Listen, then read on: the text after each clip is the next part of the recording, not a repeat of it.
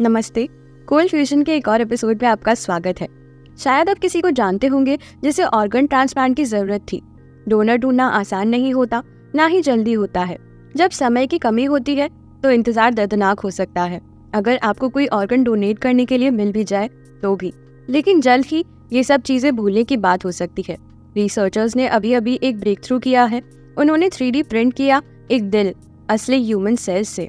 ये एक कदम है आने वाले भविष्य की तरफ, जहां 3D ऑर्गन्स प्रिंट किए जा सकते हैं ऑन डिमांड्स। इस वीडियो में हम इसके बारे में बात करेंगे। 1800 से साइंटिस्ट ने वैक्सीन्स और मेडिसिन डेवलप की है, सेल्स को ग्लास पेट्री डिशेस में ग्रो करके।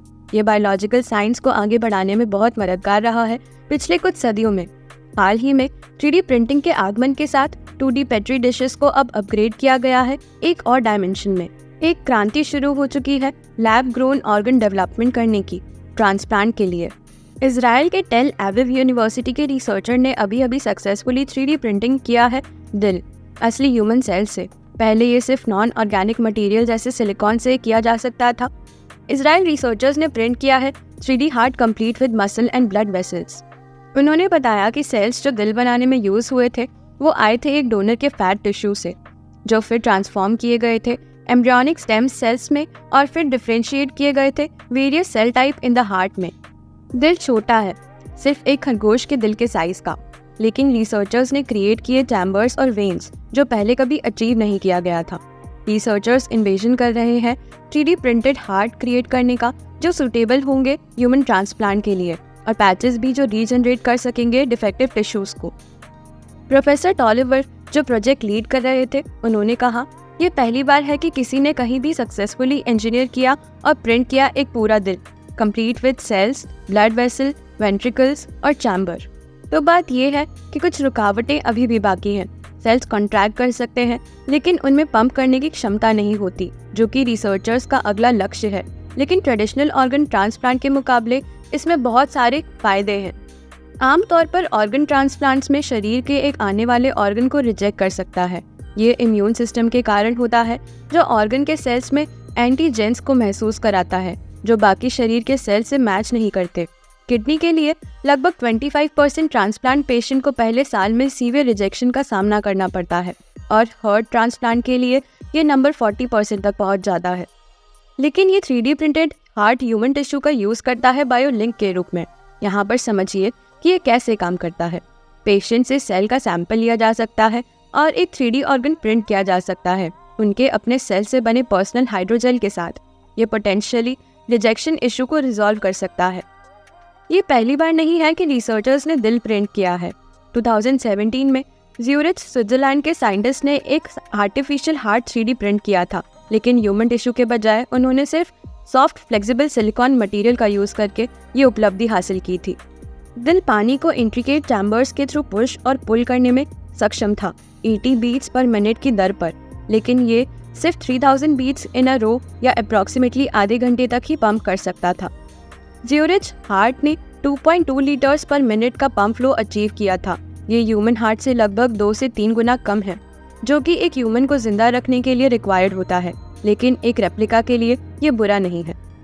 रिप्लेसमेंट ऑर्गन्स बनाने के एप्लीकेशन के अलावा 3D printing new medical science develop करने में यूज हो रही है। फॉर एग्जाम्पल, क्या अगर डॉक्टर्स और साइंटिस्ट आपकी बीमारी को मॉडल कर सकते हैं और आपके केस के लिए सही एग्जैक्ट प्रोसीजर या मेडिसिन अप्लाई कर सकते हैं? लैब्स में 3D प्रिंटिंग का यूज करके ट्यूमर्स बनाने के द्वारा रिसर्चर्स यही करने की कोशिश कर रहे हैं। कनाडा के मैकमास्टर यूनिवर्सिटी की एक टीम ने एक rapid magnetic 3D bio printing system develop किया है, जो कि एक कैंसरस ट्यूमर का रेप्लिका सिर्फ 6 घंटों में बना सकता है। आइडिया ये है कि फिर अलग अलग ड्रग्स और ट्रीटमेंट को टेस्ट किया जाए, डोजेज और फ्रीक्वेंसी को चेंज करके देखें कि कौन सा सबसे अच्छा काम करता है। फिर लैब टेस्टिंग के बाद पेशेंट को टेलर मेड मेडिकेशन प्रोग्राम दिया जाएगा। ये साइड इफेक्ट को कम कर सकता है और इम्पोर्टेंटली पेशेंट के सर्वाइवल के चांसेस को बढ़ा सकता है। तो ये recent breakthrough of 3D printing a heart with real human cells एक ऐसे भविष्य की ओर इशारा करता है जहां ऑन डिमांड ऑर्गन्स अवेलेबल होंगे, वेटिंग लिस्ट के बिना। कुछ अनुमान के हिसाब से ये रियलिटी 1 दशक से कम समय में हो सकती है। तो ये सब कुछ ह्यूमन लाइफ के लिए कुछ इंटरेस्टिंग सवाल उठाते हैं। अगर हम आसानी से बॉडी पार्ट्स रिप्लेस कर सकते हैं तो हम अपनी जिंदगी को कितना और लंबा कर सकते हैं? क्या अधिकांश लोग ये करना चाहते होंगे? और एक नए हार्ट की कीमत के बारे में क्या सभी लोग इसे पहले अफोर्ड कर पाएंगे? तो समझ लो कि ऐसी टेक्नोलॉजी शायद सिर्फ अमीरों के लिए ही उपलब्ध हो सकती है, लेकिन भविष्य में प्राइसेस इतनी कम हो सकती है कि ये टेक्नोलॉजी सस्ती और रूटीन हो सकती है। और इसके बाद अगला क्या? हाई कैपेसिटी लंग्स जो ज़्यादा एफिशिएंटली प्रोवाइड कर सके, या हार्ट अटैक प्रूफ हार्ट जो फेलियर से रेजिस्टेंट हो। बायोटेक का भविष्य एक इंटरेस्टिंग है। जब हम बेस्ट कार्स, फोन्स और कंप्यूटर्स बनाने से मूव कर रहे हैं, शायद अगला बड़ा रेवोल्यूशन होगा हमारे बॉडीज के अपग्रेडिंग का। तो आपका क्या ओपिनियन है ऐसे भविष्य में? क्या आपको लगता है कि ये अर्ली डेथ्स और सफरिंग को प्रिवेंट करेगा, या फिर ऐसी चीज़ें आपको बॉदर करती हैं? और क्या हमें नेचर को अपना कोर्स लेने देना चाहिए? नीचे कमेंट सेक्शन में मुझे बताएं। मुझे आपके विचार जानने में इंटरेस्ट है। ये सब 3D प्रिंटिंग डेवलपमेंट्स मेरे लिए बहुत इंटरेस्टिंग है। मैंने अपनी यूनिवर्सिटी थीसिस 3D प्रिंटिंग पर की थी, बस थोड़ा सा पहले जब ये कमर्शियल स्पेस में एक्सप्लोर हुआ था। तो मुझे प्रोग्रेस और एप्लीकेशंस की डाइवर्सिटी देखने में इतने कम समय में बहुत मज़ा आया। वैसे ये वीडियो के लिए बस इतना ही। धन्यवाद देखने के लिए।